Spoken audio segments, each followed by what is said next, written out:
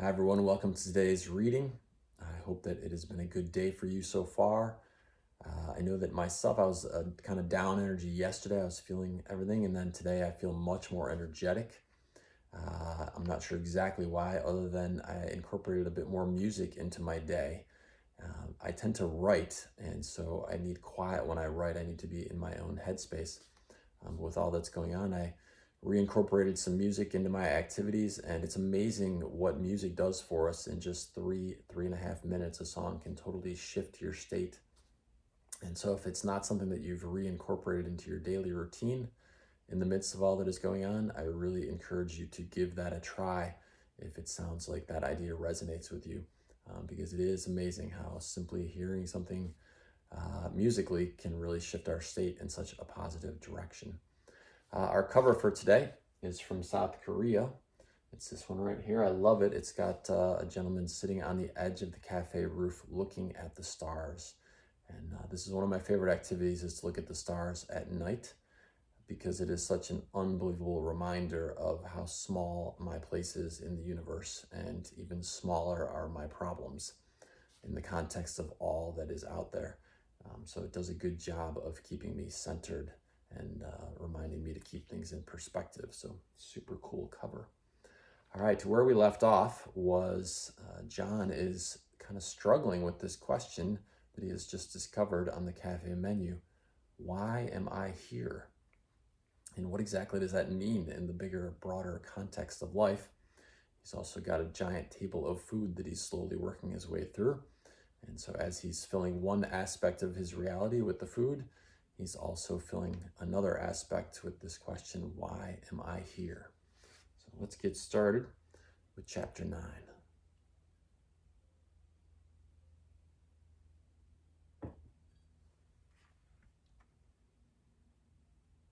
I began to tackle my table of food. As I was making progress on the omelet, toast, and fruit, Casey came by. How are you doing, John? I finished chewing the bite I had just put in my mouth. I'm good. Really good. The food is excellent. You seem in better spirits. I was in better spirits. The frustration that was overwhelming me when I came into the cafe had almost entirely disappeared.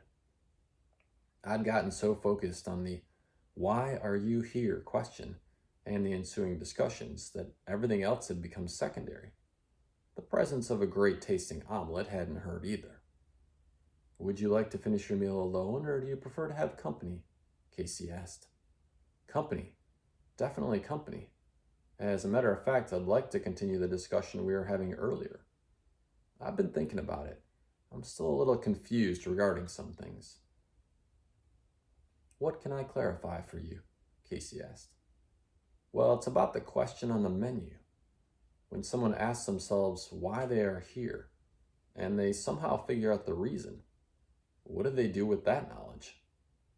Casey paused for a few moments. First of all, they can do whatever they want with it. They uncovered it, and it belongs to them.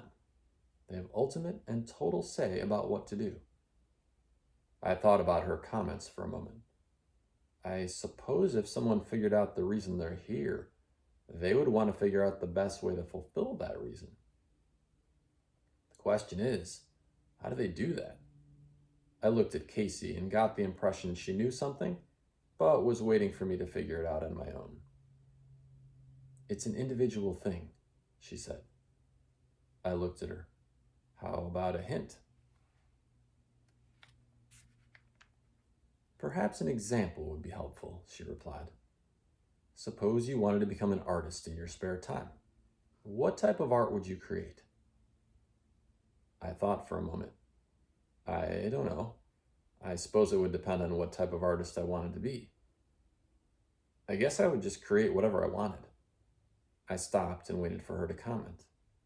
She didn't, so I thought through my answer. Is it that simple? I asked. Once someone knows why they are here, they do whatever they want that fulfills their reason? As I said the words, I felt a sense of excitement race through my body. It was like I had just found something out that was unique and important, and my body was confirming it. It sounded so basic that it was almost too basic to be right. do whatever you want that fulfills the reason why you are here. So if the reason I'm here is to help people, then I should do whatever I want that fits my definition of helping people? I asked excitedly, warming to the concept. That's correct, said Casey. If helping people to you means joining the medical profession, you should do that. If it means building shelters in an impoverished area, then do that. Perhaps you feel becoming an accountant and assisting people with their taxes is the way you want to help, then you should do that. My mind was spinning. I had never really thought of things in this context before. Much of my life had been spent making decisions in response to other people's reasons. Family advice, culture pressures, other people's opinions. This was something different. So, what if I'm here to experience what it's like to be a millionaire? Then you should do whatever fits your definition of be a millionaire, she replied. If that means interacting with millionaires, do that. If it means working until you have $1 million, do that. Just like in the other examples, the choice is always yours. Be a millionaire. I kind of like the sound of that, I said, getting more and more excited. I could buy a few new cars, maybe a couple of houses. Casey's voice became quiet. Is that why you are here? Her question caused my mind to stop racing. I don't know. Mike and I have a little acronym we use, she said. It relates to the question you saw briefly on the menu. I looked down and read the first question. Why are you here?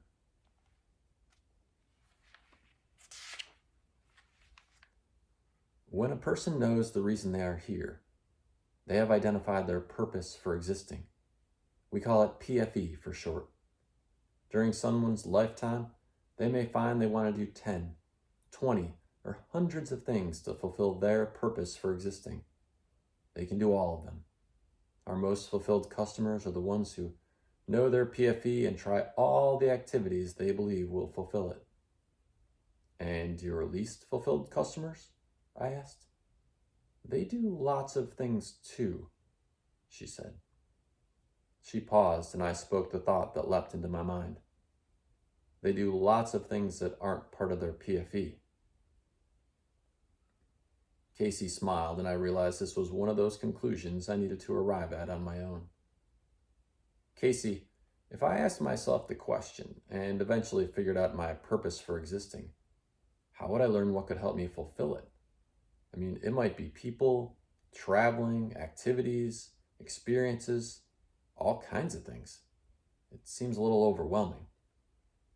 She replied with a question. I was beginning to notice she often replied with a question.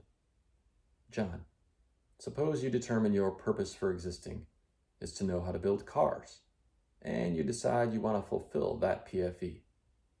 What would you do? I thought for a moment. I suppose I would read lots of books about cars. Maybe I'd visit a place where they build cars, or contact some people who had built cars and get their advice. I might try to get a job where I assemble cars. Would you stay in one place? I paused and thought again. Nah, I suppose if I really wanted to know how to build cars, I'd visit different places in the world where they did that. So I wouldn't know just one way. I guess to answer my own question, a person learns about all the things that could fulfill their purpose for existing by exploring and getting exposed to a lot of things related to their PFE. You got it, Casey said. We are all limited by our current experiences and knowledge. The important word there is current. More than ever before in the history of the world as we know it, we each have the chance to gain exposure to information, people, cultures, and experiences from all over the world. Casey continued. As we try to find what will fulfill our PFE, our limits today are much less about accessibility and much more about limitations we impose on ourselves.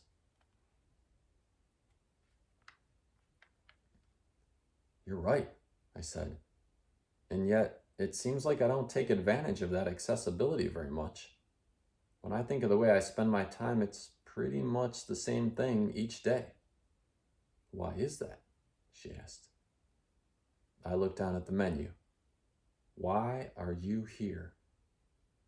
"I guess maybe it's because I don't know the answer to this question," I said, and pointed at the menu. Without knowing exactly why I'm here and what I want to do, I just do the things most people are doing. In your experience, does doing what most people are doing help you fulfill your purpose for existing? She asked.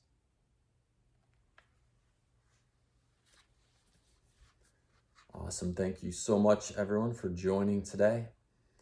I want to close this one by saying that everything is obvious once we know it. And there was so much about my life that I didn't understand, so much about life in general that I didn't understand. And in the process of discovering that, things like asking myself, why am I here? And once you know it, it's obvious. But it's not obvious until you do know it. So I wish everyone a fantastic evening. Be well, be safe, be healthy, and I'll see you tomorrow.